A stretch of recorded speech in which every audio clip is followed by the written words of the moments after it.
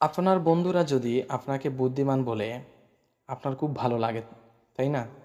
আরও ভালো লাগে যখন আপনার শিক্ষকেরাও আপনার সম্পর্কে বলে, আরে আমাদের অমুক ছাত্রটা খুবই বুদ্ধিমান, অথবা অমুক ছাত্রীটা খুবই বুদ্ধিমতী।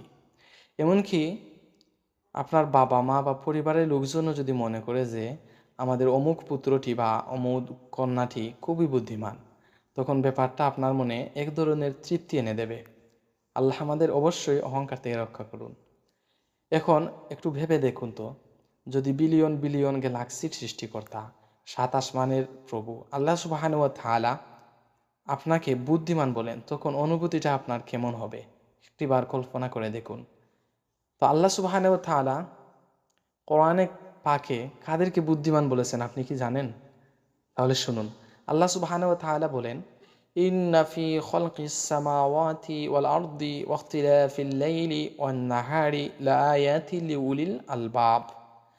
যে নিশ্চয়ই আসমানসমূহ ও জমিনের সৃষ্টিতে এবং দিন ও রাতের আবর্তনে বুদ্ধিমানদের জন্য রয়েছে নিদর্শন।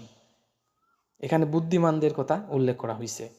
এরপর আল্লাহ আরও বলছেন, আল্লাযীনা ইয়াযকুরুনাল্লাহা কিয়ামান ওয়া কুউদান ওয়া আলা জুনুবিহিম ওয়া ইয়াতাফাক্কারুনা ফি খালকিস সামাওয়াতি ওয়াল আরদ রব্বানা মা খালাকতা হাযা বাতিলা সুবহানাকা ফাকিনা আযাবান নার।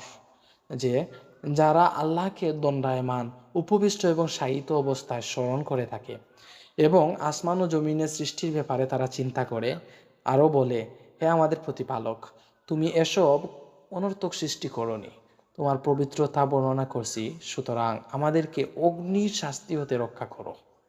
যারা সর্বাবস্থায় আল্লাহর জিকির করে তাদেরকে তিনি বুদ্ধিমান বলেছেন কোরআনে পাকে। তাই আল্লাহর কাছে বুদ্ধিমান হতে চান, তাহলে সর্বদাই আল্লাহর জিকির করুন।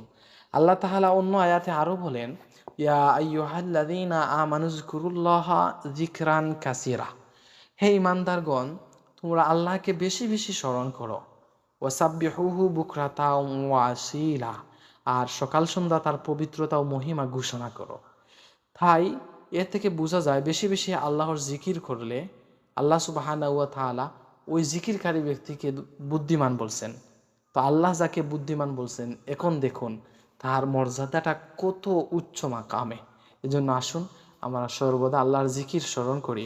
আমরা বলি সুবহানাল্লাহ, আলহামদুলিল্লাহ, লা ইলাহা ইল্লাল্লাহ, আল্লাহু আকবার।